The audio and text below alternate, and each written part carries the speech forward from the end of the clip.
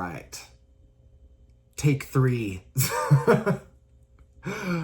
All right. So the other night, whether it was a few nights ago or last night, I can't even recall, but I had this great epiphany.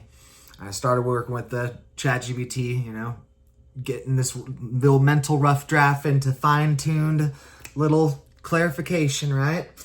And because I already, rough draft, it was primed, like when I get these mental rough drafts, it's wild because I can conceptualize everything I'm thinking in my head, but I can't put it into words, like I don't have aphasia or anything, but like, I don't know, it's weird, it's interesting. I guess it's just more of those things we're learning about consciousness and stuff. We'll probably come up with a new freaking word from it soon, hopefully.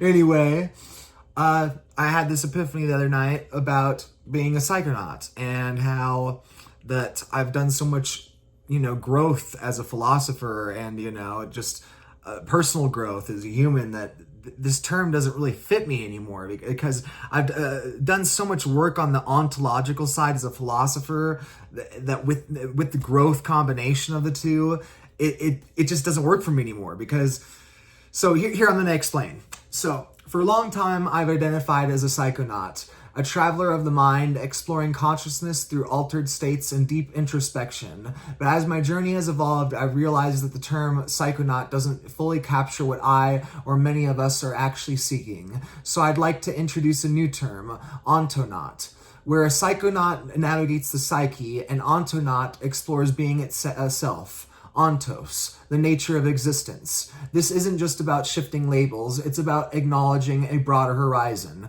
We're not just exploring states of mind, but the underlying structures of reality, consciousness, and selfhood. This distinction matters because we are living through what John Vervaeke calls the meaning crisis. In a world where traditional religious and philosophical frameworks is fractured, many are left searching for personal meaning in isolation. This has led to what I call egoic existentialism, a focus on individual meaning-making, where the search for truth remains tethered to personal narratives rather than a broader ontological understanding.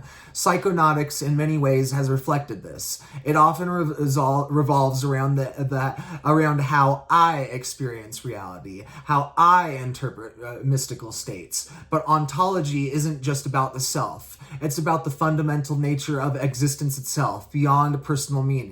And Ontonaut isn't just concerned with their own revelations. They explore the pluralistic, structural, and often paradoxical nature of being. But here's the problem. While independent explorers, psychonauts, and now ontonauts are diving headfirst into the mysteries of consciousness, the intuitions that claim to study these phenomenon are lagging behind, and the reason is simple. Many of the people conducting psychedelic research have never experienced these altered states themselves. This creates a vast disconnect. Science and government policies have so heavily restricted access that few researchers studying psychedelics are often working with secondhand data, reducing these experiences to biochemical mechanisms while ignoring their ontological depth. They ask how psychedelics affect the brain, but not how they reveal the nature of reality. Meanwhile, those who have directly explored these states, who have confronted the terrifying, the divine, the paradoxical, were often left outside the conversation, even though we've moved far beyond the frameworks being used to study them. This isn't just a bureaucratic issue, it's a knowledge crisis. This ties directly back into the meaning crisis. Without an integrated ontological framework, psychedelic research remains fragmented, just as our broader cultural understanding of meaning remains fractured. If we're serious about understanding consciousness, we need an open and holistic approach that means allowing broader access to these substances for study, but also means recognizing the insights of those who have already been exploring these realms, insights that academia has been too slow or too hesitant to integrate. This is where we must address a key misunderstanding. Psychedelic experiences are often dismissed as either purely subjective hallucinations or purely objective neurochemical reactions. But John Vervaeke's concept of transjectivity shows us that reality isn't just made up of subjective and objective domains. It emerges through the relational transjective space between them. Psychedelic states exist in this transjective space. They are neither purely internal constructs of the mind, nor merely reducible to neurochemical changes. Rather, they are deeply participatory engagements with reality itself. This is why they often feel more real than ordinary consciousness, why they reveal deep insights that persist beyond the trip, and why they have the power to shift entire worldviews. As ontonauts, we recognize that these states are not just personal experiences, but interactions with something beyond the self, something ontological. This is why merely studying the brain's response to psychedelics will never be enough. To truly understand consciousness, we must move beyond a subject-object framework and embrace the transjective nature of reality itself.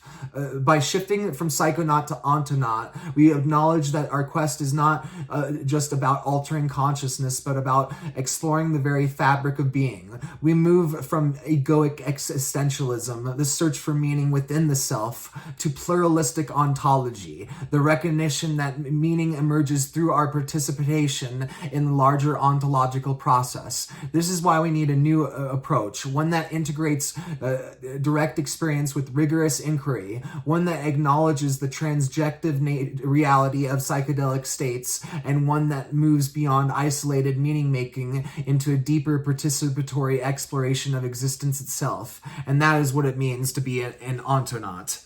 So, yeah, I had quite a little, upgrade in one of my little mini identities. And this is where I love labels. It's one of those things that always cracks me up, like I'm on LGBT, I love labels, but other people are LGBT, hate labels. People that aren't LGBT hate labels. Like, what's with this hate of labels?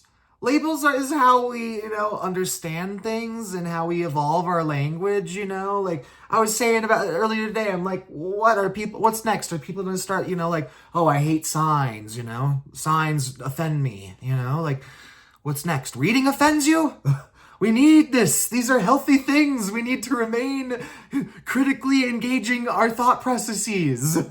But anyway, I wanted to share this little revelation I had, and just, this is a little revelation. A little one. But, like, really? This is a little one? My goodness, man. So, yeah, I just totally had to share that, because everything just keeps on bouncing around back to where I'm arriving, where I'm going to be spreading my new videos, my new topics. And I'm almost there. My Kairos is there. It's just my ADHD's lagging behind the Kairos, man. I've like 12 years of freaking research and direct experience that I'm having to freaking distillate and all at the same time while I'm getting revelations like this. So yeah, it's fun. I'm glad. I love learning, because yeah, just a little overwhelming. Just a little bit. Anyway, just had to share that with you. Anyway, peace and victory. Signing out.